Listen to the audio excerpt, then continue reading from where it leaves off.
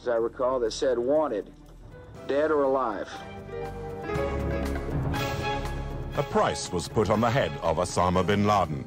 That was the day after the terrorist attacks of September the 11th, 2001.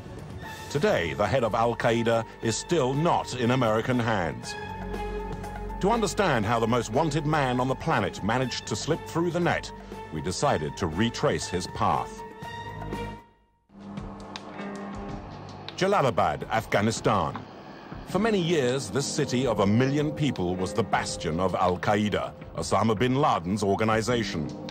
2 years after the fall of the Taliban, men loyal to Commander Massoud, who was assassinated by Islamists, control much of the country.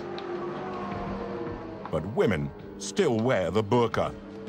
Islamic ideology is ever present, and television cameras are not always welcome.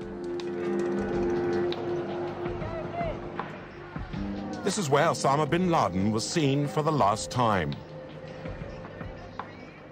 A month after the 9/11 attacks, he gathered the heads of the Afghan tribes to urge them to resist American attacks.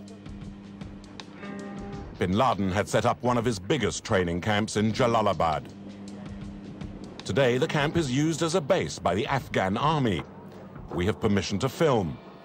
Before being driven out by American bombs, terrorists from all over the world came here to learn the jihad, the holy war. This is where French fighters like Jamel Loiseau or Brahim Yadel were trained. This is a former lieutenant of Massoud, who fought alongside the Americans in November 2001 to drive out bin Laden's men. This was Osama's and the Arabs' camp.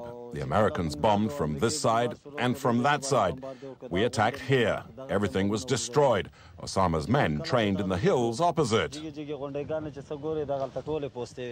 The training camp was the pride of Al-Qaeda, which loved to put out propaganda images. At the time, bin Laden appeared with his general staff and his close guard. He also showed children being taught holy war and terrorists trained in the use of explosives and guerrilla warfare.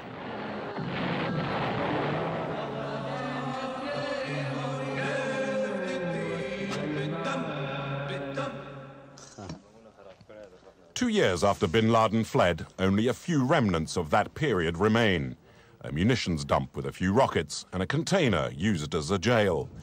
You can still read, written in Egyptian Arabic, "Don't worry, we love the color of blood."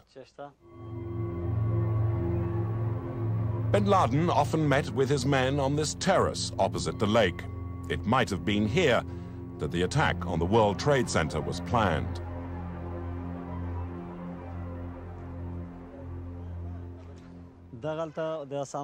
This is where bin Laden gathered his men, and this is also where he took important decisions. But most importantly, this is where the 9/11 hijackers were trained. We managed to retrieve some of Al-Qaeda's propaganda documents. Some of the images of the document were never shown. They clearly show the presence in Afghanistan of the terrorists who would strike the Twin Towers. This man training with a machine gun is Saeed al-Ghamidi. Here amongst the 19 hijackers is the 22-year-old Saudi. He was aboard the United Airlines flight that crashed in Pennsylvania.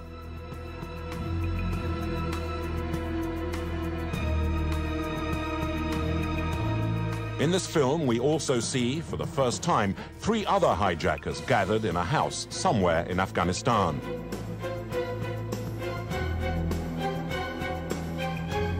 These 3 men were aboard the planes that crashed on American soil. Hamza al-Ghamidi, 25, was in the Boeing which crashed into the South Tower.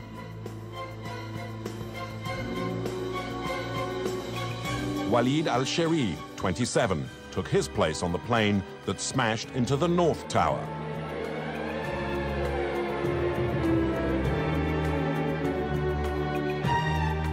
Ahmed al-Nami, 23, was aboard the plane that crashed in Pennsylvania. A recorded voice explains that all the hijackers have gathered in this house to prepare for the attacks of 9/11. Their aim was to destroy America, the tyrant of modern times. These men were not 19 military powers, they were just 19 fighters. سوف ألقهم بخير سلاح بجهاد